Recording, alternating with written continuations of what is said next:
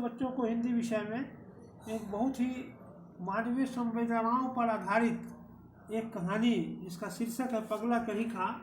यह डॉक्टर मधुपंत के द्वारा लिखित है और इस कहानी के माध्यम से उन्होंने मानवीय संवेदनाओं को बहुत ढंग से रखा है कि 12वीं कक्षा में पढ़ने वाले दो छात्र हैं निखिल और अखिल। ये दोनों जुड़वा भाई हैं और बाल्यावस्था में उनकी माँ मर जाती है। उनके पिताजी माँ के मरने की मौत की सदमा को बर्दाश्त नहीं कर पाते हैं और वो घर छोड़कर संन्यास लेकर चले जाते हैं। उस दोनों बच्चों की बुआ पाल पोस कर बड़ा करती है और दादा दादी के प्यार और बुआ के दुलार के बीच निखिल और अखिल बड़े होते हैं। और फिर ये दोनों बच्चे में विभिन्न प्रकार की प्रकृति है। दोनों एक दूसरे से अलग विचार के हैं, लेकिन उसके बावजूद भी ये दोनों में एक जुनून है। एक में दूसरों को सहयोग करने का जुनून है, दूसरे के कष्ट को अपना कष्ट समझकर आगे बढ़ने का जुनून है, और दूसरा अपने उद्देश्य की पूर्ति में लगा हुआ है। और देखिए ये जो जुनून जो पागलपन का है, यह कैसे यही जुनून उसको अपने बिछड़े हुए पिता को वर्षों के बाद मिलाता है।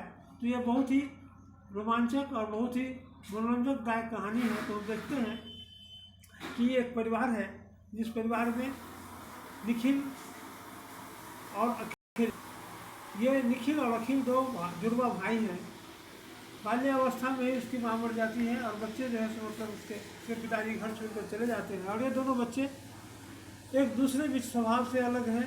12वीं कक्षा में पढ़ते हैं, दोनों पढ़ लिख कर एक डॉक्टर इंजीनियर बनना चाहते हैं, लेकिन एक मिनट का समय भी गंवाना नहीं चाहता। दूसरा परिवार के सारे लोगों के कष्टों को अपना कष्ट समझकर दिन रात उसमें लगा रहता है, लेकिन वह भी इतना अधिक मेहनती है, अपने बच्चे हुए समय में इतना अधिक पढ़ता है कि वो भी अपने अभी तक के क्लास में हमेशा ऊंचा स्थान लाया है।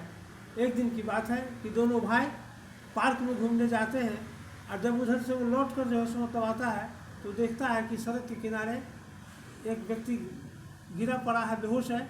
उसको बहुत सारे लोग घेरे हैं और जो अखिल है वो अपने भाई को कहता है कि उधर मत जाओ, चलो घर चलो, पढ़ाई का समय है, 12वीं की परीक्षा सर पर है।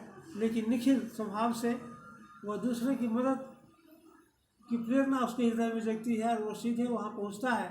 और वहाँ पहुँचने के बाद सारे लोग वहाँ मुख दृष्टा बनकर चुपचाप खड़ा देख रहे हैं। वो तुरंत बगल में कार खड़ी रहती है, उस पर उसको लोगों के सहयोग से उसको लाता है और सीधे हॉस्पिटल पहुँचता है और अपने भाई को कहता है कि चले जाओ आप घर अपनी पढ़ाई करो। अपने भैया को घर में परिवार में जो दादी हैं बुआ हैं उनको ये बात की सूचना दो। और ये वो जो निखिल है उसको लेकर हॉस्पिटल जाता है। समय पर पहुंचने पर डॉक्टर उसकी समुचित देखभाल करते हैं और उसके इलाज से वह थोड़ा सा भला चंगा हो रहा है। उसको वो होश में आ जाता है। इधर दिन भर निखिल अपने घर नहीं पहुंचता है तो उसकी दादा दादी और उसकी जो बुआ हैं, वो उसकी बुआ एक कॉलेज में प्रोफेसर हैं, फिजिक्स की प्राध्यापिका हैं।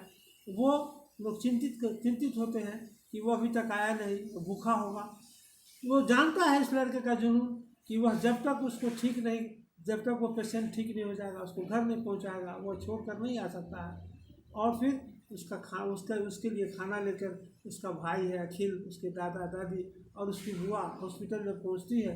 तो सबसे पहले डॉक्टर से मुलाकात होती है और डॉक्टर उसके दादा दादी और उसके भाई और उसके बुआ को कहती है, ये लड़का का धन्यवाद ज्ञापन करती है कि अगर आज ये लड़का समय पर इस पेशेंट को नहीं लाता तो ये आज हमारे बीच नहीं होता।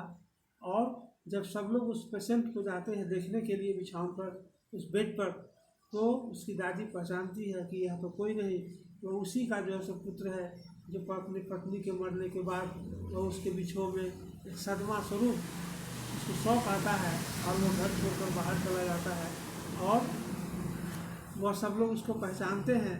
उस समय का दृश्य बहुत ही भावुक हो जाता है और वो उसके दादा दादी और उसकी बुआ उसको पहचानती है कि तुम मेरे भाई हो। और वो भी जो उसके पुत्र हैं जो बिछड़े हुए थे वो सब एक दूसरे को पहचानते हैं।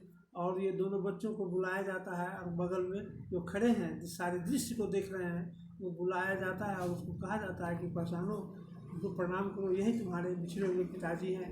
इस दृश्य को देखकर सब लोगों का वर्षों के बाद जो उसके पिताजी का साया उसके माथे पर नहीं था, जो लाल प्यार से वंचित था, आज निखिल के और ये जो जुनून है पागलपन का, दूसरे की सेवा करना, मदद करना, इस जुनून के आधार पर उसके बिछड़े हुए पिताजी मिलते हैं। तो कुल मिलाकर ये कहानी का अंत बहुत ही सुखद है, बहुत ही रोमांचक है और प्रेरणादायक है कि आप अगर विद्यार्थी हैं तो आप अपनी पढ़ाई के साथ साथ मानवीय सेवा को भी, मानव मूल्य की रक्षा के लिए भी, दूसरे को सहयोग और मदद करने की का भी जुनून, पागलपन अपने ऊपर लाएं। तो ये कहानी एक बहुत प्रेरणादायक कहानी है, यह हमको शिक्षा प्रदान करती है। धन्यवाद बच्चे। अब अगले क्लास में इसके अर्थ और प्लस इसके प्रश्नोत्तर को हम लोग चर्चा करेंगे।